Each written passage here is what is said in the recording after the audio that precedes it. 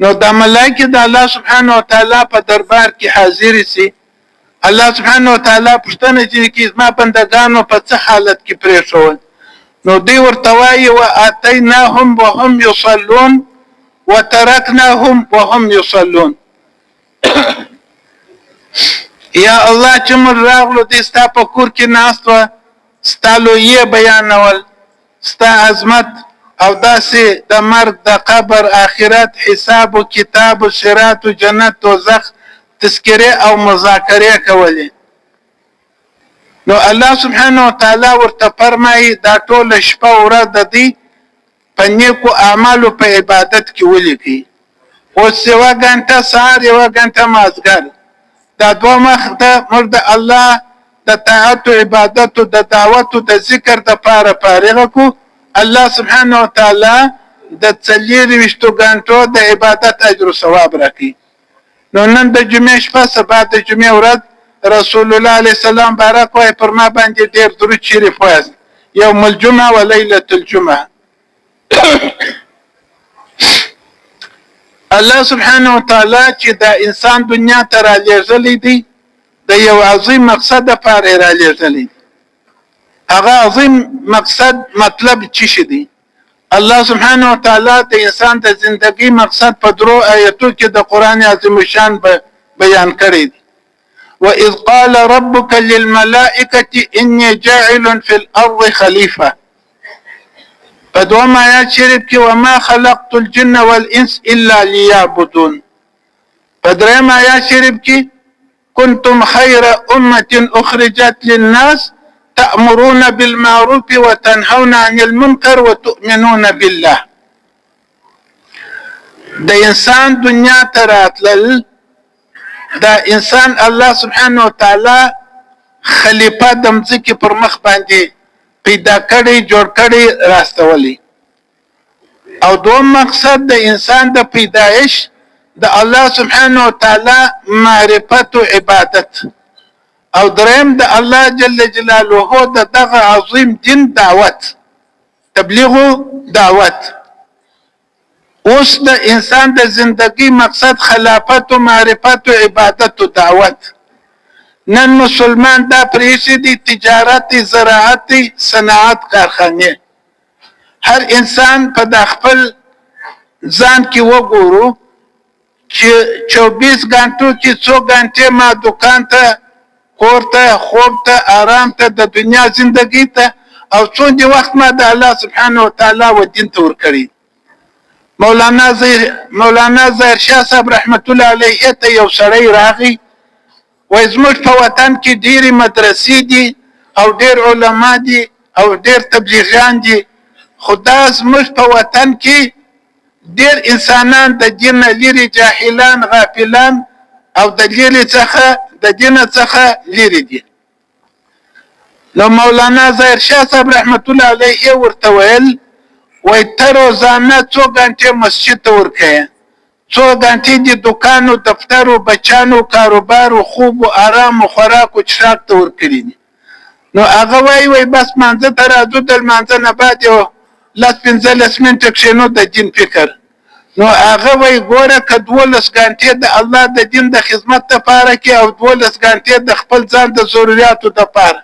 بیا هم دا دین پر دنیا نه غالبه کیږي تر څو چې تا د الله د دین دپاره زیاده وخت نه یې فارغه کړی ورکړي. نو دارنګه زما ورونو مولانا سید احمد خان صاحب رحمت الله علیه فرمایل وای هغه وخت په دنیا کې باطل ختم کیږي حق غالبه کیږي. هغه وخت حق غالبه کیږي او د الله سبحانه وتعالی هغه نافرمانه انسانان به په دین کې داخليږي کله چې مؤمنان مسلمانان د الله جل جلاله د دین د پاره ځان او مال او وخت قربان کړي. وینن موږ ځان او مال او وخت ورکړي دي د الله و دین ته خضلو او دماغ مونږ نه دی ورکړي. نو وای داسې راوتلي په تبلیغ کې خو چې کله موقع پیدا سي دا دریم شیطان موبایل را وکاږو بیا د بچانو سره د کوروالا سره خبرې کوو هغه نورانیه چې ټوله ورځ مو په دعوت کې یا په تعلیم کې یا په ذکر او عبادتو دعوت کې حاصل کړي هغه په هغه یوه تلیفون کولو سره هغه د انسان زړه او دماغ او فکر بدل سي نو هغه ولکته دا غواړي چې الله جل جلاله حق پر باطل باندې غالب کړي نو ځان او مال او وخت او دماغ د الله جل جلاله د دین د پاره قربان ک بیا به الله سبحانه وتعالى حق پر باطل باندې غالب کړي حضرات صحابه کرام رضی الله تعالی عنهم مجمعین او عادت ډیر کم وو رسول الله علیه السلام مبارک 23 کاله مهنت وکي 14 کاله مدینه مکه مکرمه کې 10 کاله مدینه منوره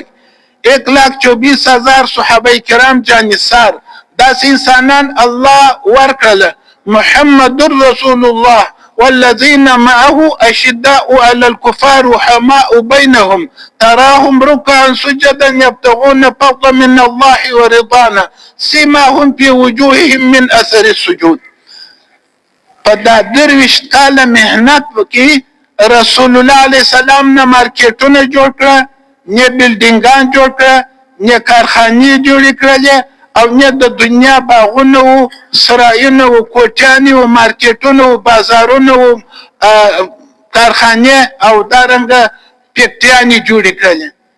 رسول الله علیه السلام مبارک 23 کاله د انسانانو پر زړه باندې مهنت وکړي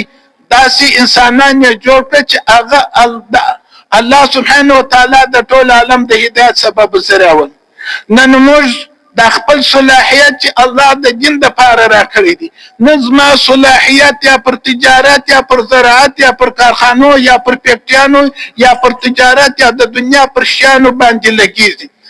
هغه مسجدان نه دي جوړ کړي هغه وخت مسجدان کچا و خلمندګزاره پکاوه نن مسجدان پکاس ولمندګزاره کچاس ولا هغه وخت مسجدان شنی ولیکن منځګزاره ډیر و هغه وخت علم لږو لیکن عمل او تقوا اخلاص خشیت دا ډیرو نن علما مدرسه مساجد مدارس او دارنګ دعوت والا الحمدلله ډیر سوله لیکن هغه انوارات اثرات برکات رحمات او فویسات نسته کم چې د صحابه کرام رضی الله تعالی عنهم اجمعین په زمانه کې و ځکه هغه چې کم کار کوي هغه په اخلاص او مجاهده او قرباني سره کوي هغه د دنیا او امور ته شاته نه کتل څنګه چې هغه مخته روان و دنیا شاته کړي او دنیا مخته کړي نن موږ دنیا مخته کړي د دین مشاته کړي د دین د پاره خوراوزو بستره خو چې لا څلور میاشتې او میاشتې کال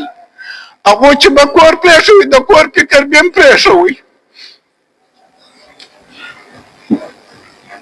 هغه چې به دوکان او دفتر پرېښوي د هغه فکر به هم پرېښوي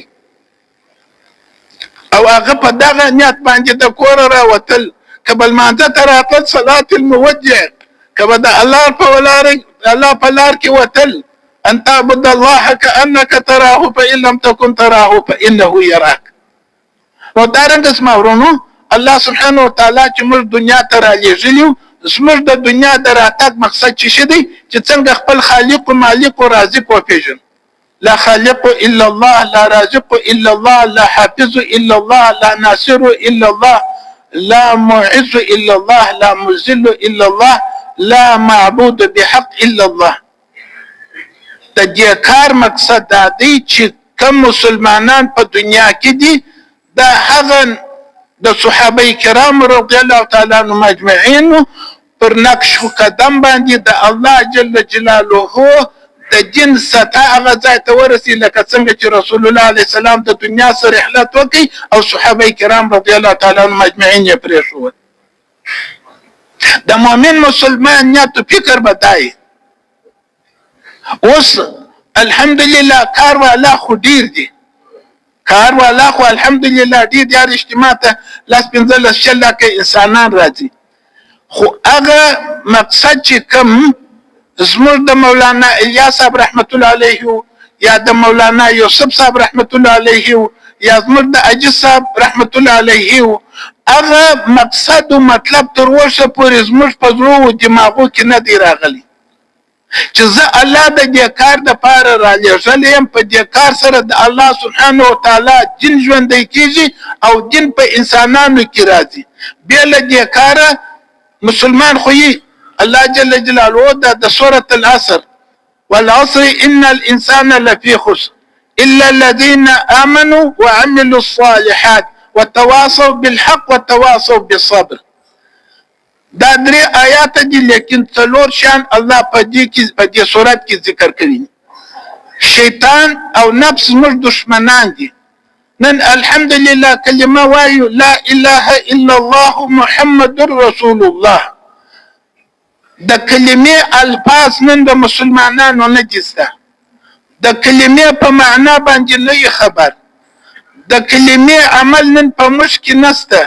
د کلمې ذکر په موږ کې نشته. د کلمې دعوت په موږ کې نشته. د کلمې دفاع په موږ کې نشته. نو دارنګه دا کلمه خو په ژبه وایو، ژبه اقرار کوي، زړه انکار کوي، او زموږ اعضا و جوارح د دې د عمل دپاره نه دي تیار. الا الذين امنوا. شیطان وای الحمدلله مسلمان یې 5 وخت لمونځ کوي، حج و عمره و روژه و زکات و حج نیت صالح اعمال خو کوي. نور دغه تبلیغان بسترې والا د تا نه څه غواړي چې راځه کور پرېږده، دکان پرېږده، دفتر پرېږده، تجارت و زراعت و کارخانې پرېږده، راځه د الله په لار کې ووځه. شیطان نور دشمن دی. الا الذين امنوا دا 25% د خسارې څخه راووتل. وعملوا الصالحات. نن ایمان او عمل صالح دا خو الحمدلله نن په دنیا کې ستا څه ناڅه، ولو که هغه صورت حقیقت نه. خدا شیطان په دې باندې انسان مطمئن کی هغه دوه شان جنې پټ کی وتواصوا بالحق وتواصوا بالصبر. ځکه چې دا ایمان او عمل صالح استعداد په انسان کې پیدا کیږي او د دې حقیقت او نور د انسان په زندگی کې راځي او د صحیح ایمان والا صحیح عمل صالح والا جوړیږي، نو هغه په دعوت سره جوړیږي. وتواصوا بالحق. نن خاوند خپل کور والا ته د حق دعوت نه ورکوي، پلار یې زوی ته نه ورکوي، ورور یې ورور ته نه کوي، کنه ورور یې خور ته نه کوي. یو تر بله نن موږ زما په کور کې که څوک لمونځ کوي که نه کوي زما پروا نشته. زما پلار مونځ کوي کور والا نه کوي، کور والا کوي پلار یې نه کوي، پلار و کور والا کوي زوی یې نه کوي، زوی یې کوي لور یې نه کوي. تر څو پورې چې وتواصوا حق نه پیدا سوی په انسانانو کې، د دې جذبه، د دې هم، د دې غم، د دې فکر نه پیدا سوی، تر هغه ساعته پورې د ایمان او عمل صالح مؤمن مسلمان ته ګراني. یو لمونځ کول عادت دی، یو لمونځ کول عبادت دی. یو لمونځ ما و تا ته دعا کوي، بل لمونځ ما و تا ته شرا کوي. صحابه کرام رضی الله تعالی عنهم مجمعین چې به د کوره راووتل، کور و دکان و دفتر به یې پرېښوی، په دې نیت راوتل صلات المودع دا زما اخري نماز دی، دا زما اخري لمونځ دی، نه مانم چې در بل مانځه پورې به زه مړ یم که به ژوندی یم. او چې په لمانځه باندې به درېدی الله اکبر، دا څنګه چې بیا لاسونه پورته کړه د دنیا د ټولو شیانو څخه زړه او دماغ قلب و قالب به ټول الله ته متوجه کړه. زما د جسم قبله بیت الله ده، د زړه قبله مې الله دی.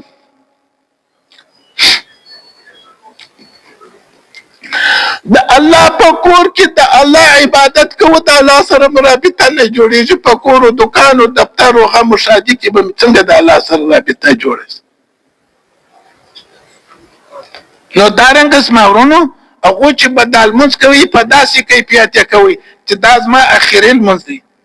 او لمانځه ته چې به راتلی مخ به ژړ سو، رنګ به بدل سو، چې ایا زه به د الله سبحانه وتعالی هغه حکم داسې ادا کړم لکه الله چې د ما نه غواړي، که به هغه داسې نه کړم ادا، ما څه به تقصیر و کوتاهي وسي. نو زما ورونو هغې چې به دا تکبیر احرام الله اکبر بیا تر سلامه پورې د الله نه سوا بل شی نه ور یادېدی. موږ چې الله اکبر ووایي د الله نه سوا د دنیا ټول شیان په لمانځه کې رایاسي. شیطان وایي اذکر کذا اذکر کذا اذکر کذا. که نه تاسو اوس د ماښام لمونځ راځي کنه چې سلام وګرځېدی دا څنګه الله څه پوښتنه وکړه چې امام صاحب په اول رکعت کې کوم سورت وایي په اخر په دویم رکعت کې کوم سورت وایي وایي زه نه یم خبر چې کوم سورتونه یې وایي نو دارنګه زما ورونو وتواصوا بالحق معنا دا دی چې د الله څخه د کولو یقین د مخلوق څخه د الله د ارادې نه بغیر د نه کولو یقین د زموږ په زړه کې راځي چې الله زما خالق دی مالک دی رازق دی الله سبحانه وتعالی دا د دنیا نظام چې جوړ کړی دی اسمانونه مځکې لمر سپوږمۍ دا ټول الله په خپل قدرت کامله سره پیدا کړی جوړ کړی دي الله د دې په پیدا کېدو کې د چا محتاج نه دی نه د چا څخه مدد غوښتي دي الله سبحانه وتعالی په خپل قدرت سره پیدا کړی جوړ کړی دي په پیدا کېدو کې الله د چا محتاج نه دی نو دارنګه الله الذي خلق السماوات والارض الله سبحانه وتعالى د اسمانونو مځکې پیدا کړی وانزل من السماء ماء فاخرج به من الثمرات رزقا لكم وسخر لكم الفلك لتجري في البحر بامره وسخر لكم الليل والنهار وسخر لكم الفلك لتجري في البحر بامره وسخر لكم الليل والنهار واتاكم من كل ما سالتموه وان تعدوا نعمه الله لا تحصوها الله سبحانه وتعالى اسمانونه پیدا کړي د اسمانو څخه د بارانونو راوري په دې بارانو سره الله جل جلاله د ځمکې څخه قسم نعمتونه غلې سبزيانې پل پول میوه څومره نعمتونه الله جل جلاله زما استاد لپاره د دغه سپېریم ځکه څخه پیدا کړي او پیدا کړي وسخر لكم الفلك لتجري في البحر بأمره وسخر لكم الليل والنهار وسخر لكم الشمس والقمر دائبين واتاكم من كل ما سالتموه انسان تخلص سوچ فکر وکړه دا ټول د دنیا نظام الله زما استاد لپاره پیدا کړی دی زه ته الله جل جلاله د خپل طاعت او عبادت لپاره پیدا و انسان ته الله څومره عزت او شرف ورکړي ولقد کرمنا بني ادم الله سبحانه وتعالى د دې ټول کائنات سردار او امیر کنه او دارنګه دی مسؤل الله جل جلاله د دې ټول کائنات د پاره الله سبحانه وتعالى د پاره پیدا کړي الله د خپل عبادت لپاره پیدا کړي ولته هر شي خپل وظیفه ادا کوي او مسلمان خپل وظیفه نه ادا کوي عندي الله سبحانه وتعالى لقد خلقنا الانسان في احسن تقويم دا انسان الله د دې ټول شانو څخه حسین او جمیل او شایسته الله سبحانه وتعالى پیدا کړي اوس دا کارخانه چې الله زما استاد لپاره پیدا کړي او جوړه کړې ده اوس الله سبحانه وتعالى ما او تا ازمي دا د ابتلاء امتحان ازمایش لپاره کچیر د مؤمنانو مسلمانانو ایمان عبادات معاملات اخلاق معاشرات اصلاح سي بیا به مجمزکی او د اسمانو په کارخانه کې به داسې حالات راولي چې هغه به زما استاد د خیر لپاره د خوشحالي لپاره د کامیابی لپاره د نجات لپاره د عزت لپاره د امن لپاره د ضرورت او حاجات پوره کولو لپاره الله سبحانه وتعالى استعمالي ځکه چې د دې ټول کون نظام الله د انسان د اعمالو سره جوړ کړی ان الله لا يغير ما بقوم حتى يغيروا ما بانفسهم نن چې په دې دنیا کې کم پریشانیان مصیبتونه جنگونه کنه بیماریان او ګرانی او نور مشکلات د دې وجه زما وستا ایمان او عمل دی د دې سبب څه دی زموږ ایمان او عمل دی وما اصابكم من مصيبه فبما كسبت ايديكم ويعفو عن كثير کله چې د حضرات صحابه کرام رضی الله تعالی عنهم اجمعین د ایمان مهنت وکي او ایمانونه د دې زړه تراغله او دی د الله جل جلاله د اوامرو چې کله نزول شروع سو نو دی هغه ته خوشاله و کله چې رسول الله علیه السلام د معراج په شپه د المانځه هدیه ورته راوړه نو هغه خوشاله سو چې مرته الله جل جلاله د خپل خزانه کلی مشترک کړي نن چې اذان وشي اقامت وشي زموږ په بازار کې څومره مسجدان دي په سلو کې یو انسان تراوشي چې هغه د المانځه پر وخت باندې دکان بند کړي چې د الله منادي را نار کړ حي على الصلاه حي على الفلاح ټول بازار کې چا دکان بند کړي حضرات صحابه کرام رضی الله تعالی عنهم اجمعین چې کله به د لمانځه وخت رالی هغوی به د لمانځه د مخه دکانونه داسې کلاو پرېښول او منډې به یې راولې مسجد ته به راتلل مسجدانو ته به راتلل چې زما مسله الله په اعمالو را حل کوي په اسبابو الله زما معامله په اسبابو الله نه حل کوي. الله موږ ته اسباب اعمال راکړي دي د ابتلا او امتحان دپاره. هغوی وایي دا د اسبابو لار چې ده دا ډېره اوږده ده د اعمالو لار چې ده دا لنډه ده. اوس ګوره ته سهار صورت یاسین شریف د شپې صورت واقعه ووایه مثلا 2 رکعته لمونځ صلات حاجت وکړه د یو کار دپاره که چیرې هغه کار ونیسي پر دغه تلاوت پر دا 2 رکعتو لمنځو الله اجر ثواب راکوي که نه راکوي. په اسبابو نه د الله وعده ده نه اجر ثواب شته په اعمالو د الله وعده ده او اجر ثواب راکوي. بیا نن مسلمان اعمال شاته کړي دي اسباب یې مخته کړي. د تبلیغ او دعوت مقصد او مطلب دا دی چې نن د الله جل جلاله دین او د دین مهنت په دنیا کې را ژوندی تر څو چې د انسان د الله د دین د مهنت لپاره ځان او مال وخت نه قربان کړي د الله د دین مهنت په دنیا کې نه را ژوندی سوی تر هغه ساعته د ایمان او د عبادت په خوند باندې انسان نشي پوهېدلی. لمونځ خو شته خو د لمانځه حقیقت نشته. لمونځ یو صورت عبادت نه دی یو عبادت یو عادت دی. زه لمونځ کوم اقیم الصلاة ان الصلاة تنهى عن الفحشاء والمنکر ولذکر الله اکبر. زه لمونځ کوم بازار ته چې راسم ژبه مې نه ده محفوظه سترګې مې نه دي محفوظ غوږونه مې نه دي محفوظه زړه و دماغ و فکر و لاسونه مې نه دي محفوظ. حالانکې الله جل جلاله په خپله فرمایي چې په دې لمانځه سره الله جل جلاله د ټولو ناوړه ناشایسته او غلطو او بدو کارو څخه الله سبحانه وتعالی راګرځي. نو زه چې په لمانځه د دروغو د غیبتو د بهتانو د ظلم او د خیانتو د چا مسه نه راګرځم نو خو د الله جل جلاله په کول کې خو کمی نشته خو ما په لمانځه کې کمی ما په لمانځه کې څه شي دي. صحابه رضی الله تعالی عنهم اجمعین په ایمان او په لمانځه باندې محنت وکړي. کنن دا درې شان موږ زده کو ایمان المنز او قرآن مبارک نو بیا به الله سبحانه وتعالی په ټول جن باندې عمل کول راته آسان شي. نن د ایمان مهنت نسته ایمان ستا خو د ایمان مهنت نسته. لکه څنګه چې زراعت وي د زراعت مهنت نه وي دکان وي دکاندار وي د دکان مهنت نه وي دا دکان څخه خلکو ته پیدا راځي. دکان هم شرط دی دکاندار هم شرط دی د دکان سامان هم شرط دی د دکان مهنت هم شرط بیا به دا دکاندار ته د دکان نه پیدا ځکه زراعت دا ځکه شرط بیج دا تخم شرط دی اوبه شرط دی د زراعت د اصولو مطابق مهنت کول شرط دی بیا به د جمځکې څخه غلې سبزیانې میوې دا راځي او کمزه کومې زمیندار هم او بوم دانی می لیکن د مځکې مهنت نه په مځکه باندې کښت او کرونده نه کې د مځکې څخه حاصلات راځي کنه. نو داسې الحمدلله نور خو مش کلمه وایه د لا اله الا الله محمد رسول الله او دارنګه الحمدلله عبادات هم شته لیکن وتواصوا بالحق وتواصوا بالصبر نشته. نن ورځ په ورځ په مسلمانانو کې ایمان کمزوري کیږي. نو کومل دا غواړو چې بیرته الله سبحانه وتعالی هغه ایمان هغه سطحې ته ورسي لکه څنګه چې د صحابه کرامو رضی الله تعالی عنهم اجمعین په زمانه کې هغه چې به د کوره راوتل بیا دا فکر نه کاوه چې موږ کور ته ځو که نه هغو سره دا هم فکر چې څنګه د الله سبحانه وتعالی دین د الله پر ځمکه باندې د الله په بندګانو کې ژوندی سره راسي. بیان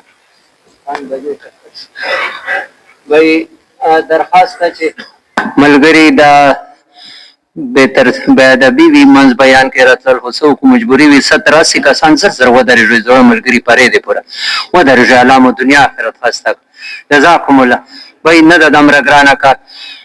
هزارو خلکو ثواب ګټای شو خلکو موټر سایکل ګاډي سنبال شي صحیح ګنټه دوی خبره وي ډېر کم دي ماشاءالله ورونو ځان باندې رحم دادا چې लग मेहनत को मौलाना इलियास रहमतुल्लाह अलैह फरमी काम करना मकसूद नहीं काम के अंदर मुशक्कत उठाना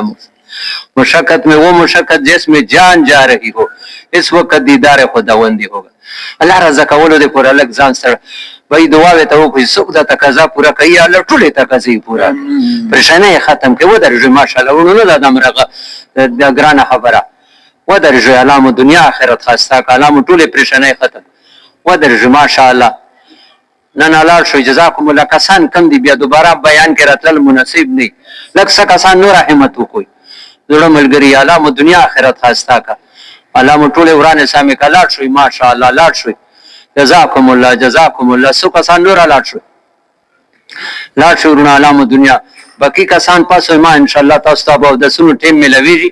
منځ بیان کې ما وچته روي ناستي منده چې چا زوی خلیری او وچتی جنا په ناستي ور مخ کې شي جزاکم الله کوم کسان لاړه خزون خلیشه په ناستي ناستر مخ کې شوی نو دارنګ از مورونو ټول انبیاء کرام علی نبینا علیهم السلام چې کوم قومو ته ملکو ته شارو ته علاقو ته راستولي و هغه ټول دا یو خبر و یا ایها الناس قولوا لا اله الا الله تفلحوا ای انسانانو تاسو دا کلمه وایي تاسو به کامیاب شئ تاسو به نجات پیدا کړئ کوم انسانانو چې دا کلمه ویل الله سبحانه وتعالی هغه په دنیا کې کامیاب کړ په آخرت کې کوم انسانانو چې د دین کار وکړي کمال والا او کملک والا او ک تجارت والا او ک زراعت والا او ک صنعت والا او ک طاقت والا او ک ملک والا کنه الله سبحانه وتعالی غنا کام کړ نن چې زموږ زراعت والا او توای چې ګوره قوم صباح ته الله څنګه زراعت ور کړیو دا چې زراعت ور کړیو چې په هغه گلی کې به څوک تیرېدی د میوو د پخېدو وخت مو په خپله به میوې راتوېدل یا پیاله به ډکه سوه چې د دا گلي نه به د باندې وتی ای زراعت والا و نن د قوم سبا څخه عبرت واخلي دا زراعت زموږ د زندګۍ د جوړولو سبب نه دی دا اسباب دی دا سبب دی مسبب الاسباب الله سبحانه وتعالی دی نو دارنګ زما ورونو هغه قوم صباح والا او چې ایمان را نه وړي هغه د دې ټیم هغه د دې او هغه د دې باغونه الله دغه د هلاکت سبب ذریعہ وګرځول نن چې زموږ زراعت والا په خپل زراعت کې کچيره د الله جل جلاله د جنت څخه غافل سي د الله سبحانه وتعالى جن نزدکی د الله سبحانه وتعالى په جن باندې عمل نکي د الله جل جلاله د جن د پاره قرباني او مجاهده نکي نو بیا به دغه زراعت والا حشر د هغه قوم صباح والا وسري که تجارت زموږ تاجران چې نن کنن زموږ بازارو تراسه زموږ تجارت هغه داسې تجارت چې قوم شعیب علی السلام داسې تجارت چې هغه د مخه یا ورسته بیا داسې تجارت والا چې نه الله سبحانه وتعالى بیا نه پیدا لیکن هغه د بل څه په پر پیمانه ورته بلته په کمه پیمانه ورکوه بیا شعیب علی السلام هغه سمجاول خود شعیب علی السلام خبره نه منل نو بیا الله سبحانه وتعالى پر هغه باندې عذاب مسلط کی سره د خپل تجارت مال او دولت الله سبحانه وتعالى نستو نابود هلاک نو زموږ تجاران د مسلمانانو تجاران باید د قوم شعیب علی السلام څخه عبرت واخلي په د خپل تجارت کې الله سبحانه وتعالى څخه غافل نسی د الله د جن او د اوامر څخه غافل نسی د الله سبحانه وتعالى جنس د کول هغه باندې عمل کول دغه دعوت نور انسانانو ته ور کول زما د تجارت سبب دا زما سبب نه دی الله سبحانه وتعالى مسبب الاسباب دی دا تجارت یو کنه الله سبحانه وتعالى یو سنت عمل دي د اسباب اختیارول نو نن زموږ تاجران نن زموږ تجارت د نورو مسلمانانو د پاره د رکاوټ سبب ذریعہ ګرځیدل زموږ په تجارت کې نن څومره کمیانې کیږي وعده خلافي دوکا خیانت چم نو دارنګه کچیر زموږ تجاران دارنګه د الله جل جلاله د دین د پاره وخت فارغ نه کی د الله سبحانه وتعالى د اوامر د رسول الله عليه السلام د طریقې مطابق خپل تجارت جوړ نکي خدای نه خسته داسې نه چې پر مر باندې داسې عذاب لکه د شعیب علیه السلام طاقت والا حکومت والا قوم عاد قوم ثمود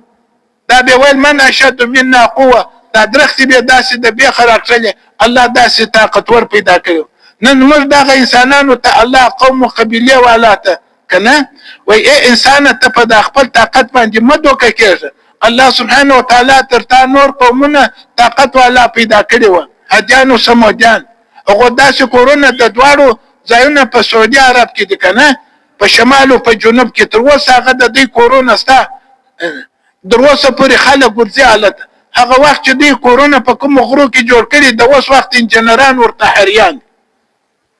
لیکن کوم وخت چې پر الله ایمان نه وړي الله یې راضي نه کړي د الله طاعت او عبادت یې ونه کړي د الله نافرماني یې وکړه په خپل طاقت او په خپل قدرت باندې که نه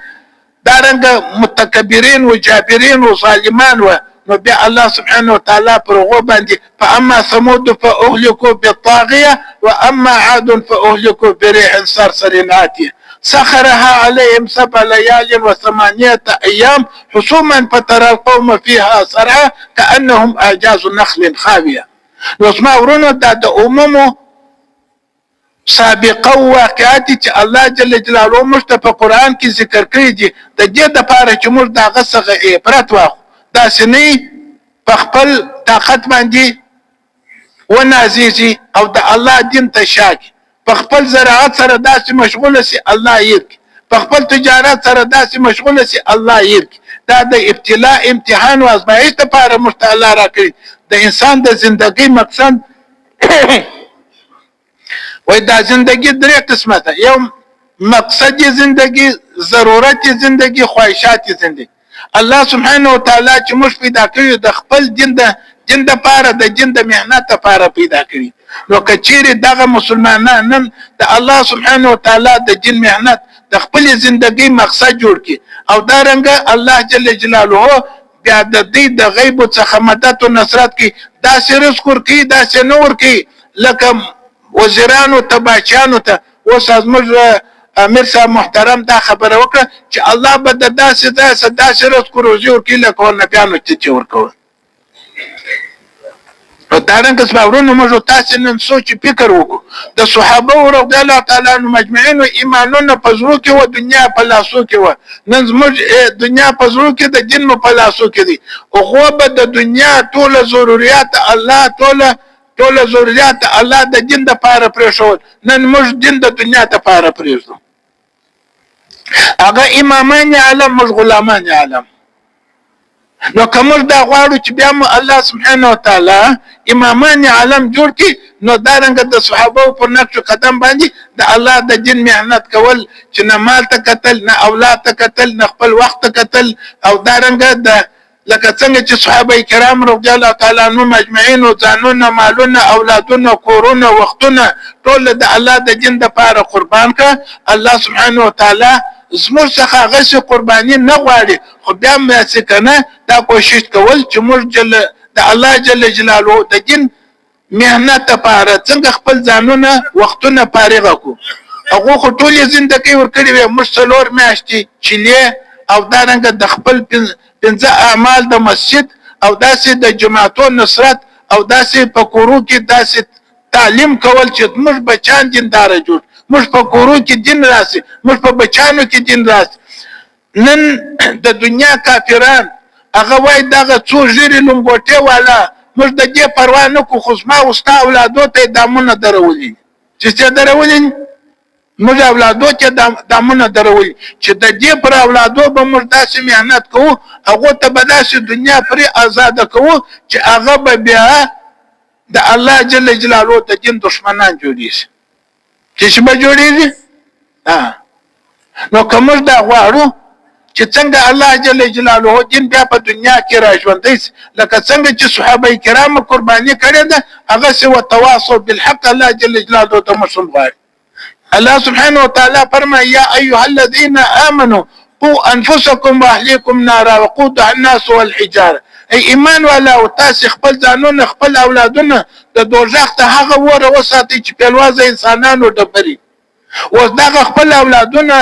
د جهنم د وره ساتل خپل ځان ساتل خپل وطن ساتل خپل ملک وانذر عشيرتك الأقربين نو د دې لپاره هغه مهنت چې څنګه رسول الله عليه الصلاة والسلام مبارک صحابه ته ورکړي صحابه تیار کړي و د صحابه او تابعین او تابعین تر اوسه پورې مشترک رسیدلی نو کوم دا غواړو چې په دنیا کې د دغه ذلت او پریشانی مصیبتو او عذابو تکلیفو څخه الله جل جلاله ساتي نو داغه یوازینی هغه لار ده لکه څنګه چې صحابه کرام اختیار کړي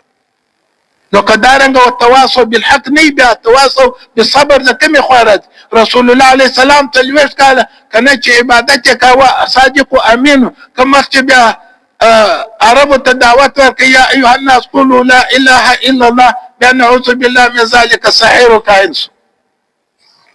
هغه وخت چې عبادت کاوه چا ته دعوت نه ورکاوه هیڅ دښمنی نه ورسره کول لیکن کوم وخت چې د الله د دین د پاره راوبلل بیا ټول انسانان دښمنان سو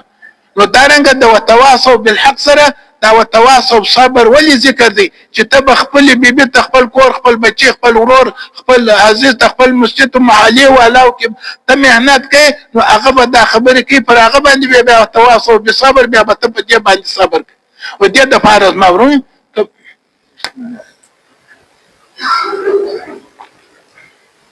الحمد رسول الله عليه السلام بارك فرمى من رأى منكم منكرا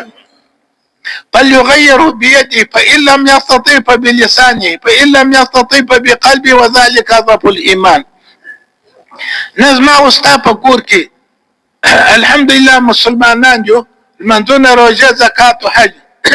دا ټول ایمان او عمل صالح موجود دي لیکن زما وستا غم او شادي د زوی واده د لور واده د رسم رواج او د عادت او طبيعت د دې مطابق کوو او کې د رسول الله عليه السلام بارک پر طریقه باندې کوو حج خو کې حج تولات لبيك اللهم لبيك لبيك لا شريك لك لبيك ان الحمد والنعمه لك والملك لا شريك لك لبيك لته په بیت الله شریف کې پرې د تجربه د زوی واده وینو څنګه وکم خو غیر رسم رواج او پلان کې خان داسې واده کړو زه به څنګه داسې واده کوم څه خیال منه نو دارنګه موږ د رسم رواج زندگی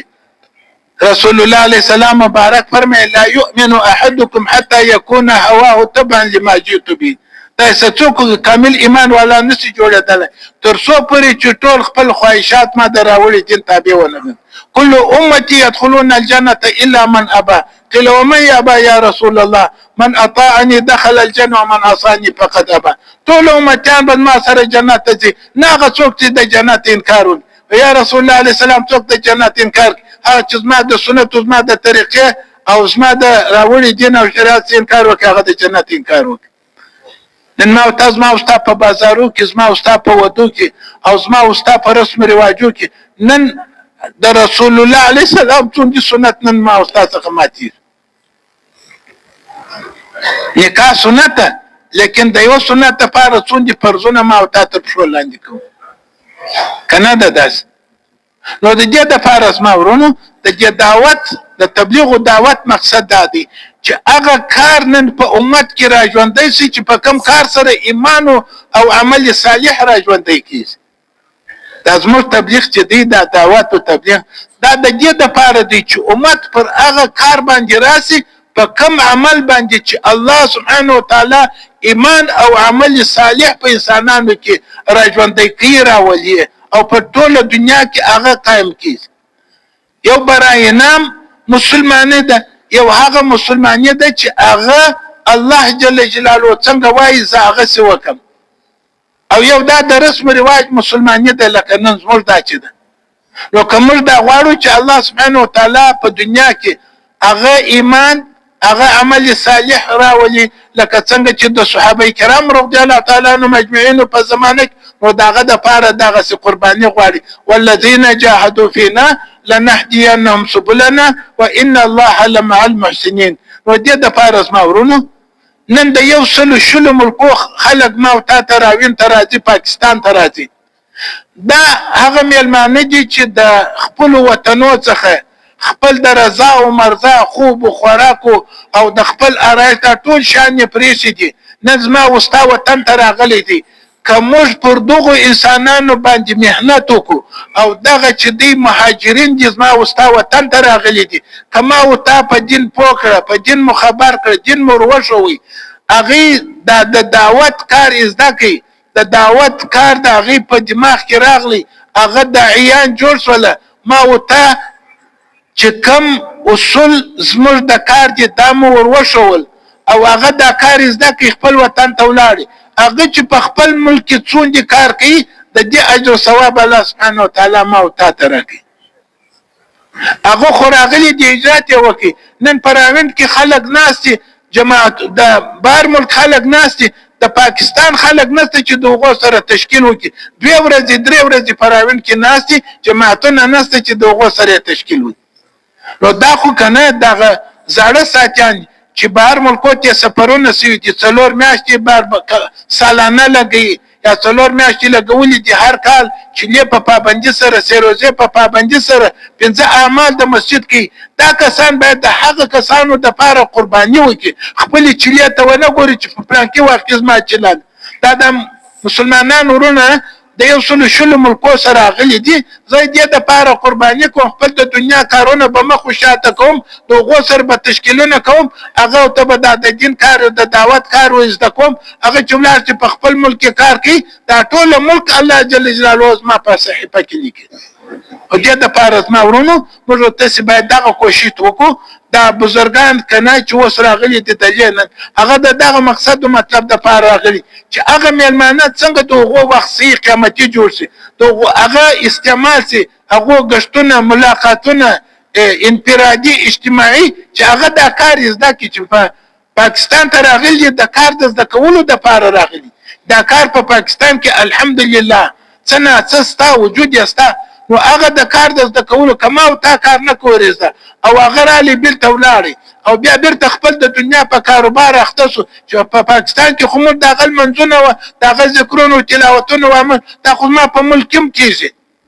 نو ما او تا هغه کار نه کولی زده، خدای نخواسته که دی ولاړی او بیا په خپل ملک کې کار ونه کوي او بیا د تبلیغ څخه کټ شو، نو بیا به په ورځ د قیامت الله سبحانه وتعالی زما او ستا څخه پوښتنه کوي. د مکې مکرمې صحابه کرام رضی الله تعالی عنهم اجمعین هجرت وکړي، د مدینې منورې صحابه کرام رضی الله تعالی عنهم اجمعین نصرت ورسره وکړي، الله جل جلاله مدد ورسره وکړي، الله په ټوله دنیا کې کامیابه کړه او د دې په ذریعه باندې الله سبحانه وتعالی دین ټولې دنیا ته ورسوي. نن به د دغه میلمنو په ورځ د قیامت د دې لاس به او ستا به ګرېوان چې الله پاک وایي هغه قرباني وکړه، ستا وطن ته راغلی، تا ولې هغه ته دین نه ور وښود، تا ولې هغه ته دین نه کوې ورزده، تا ولې هغه په دا کار نه کوي، تا ولې د هغه دپاره قرباني ونه، تا ولې د هغه سره تشکیل ونه کوي، تا ولې هغه د ځان سره که نه ملګري کوي چې هغه ته چې دا کار ورزده کړی وه ورښولی. د دې پوښتنه به په ورځ د قیامت الله زموږ څه کوي که بیا نه کوي. او دې دپاره زما ورونه چې موږ تاسې دغه قرباني وکړو، دا کار د قربانۍ دی. الله جل جلاله چې څومره ته قرباني کوي، الله سبحانه وتعالی به ستا د دنیا کارونه هم در جوړوي، د آخرت هم. قسم په الله چې څومره ته قرباني کوي، دومره د الله مدد او نصرت به زما او ستا سره شامل حال. ولې د الله وعده ده،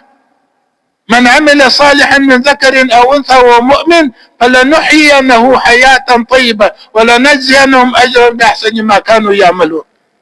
ودارنګ اسماء ورونو الله جل جلاله چې موږ ته دغه توفیق را نصیب کړي. د ماښامه بعد چې کوم بیان وشي علما حضرات راغلي دي بیان کوي، نو په دغه بیان کې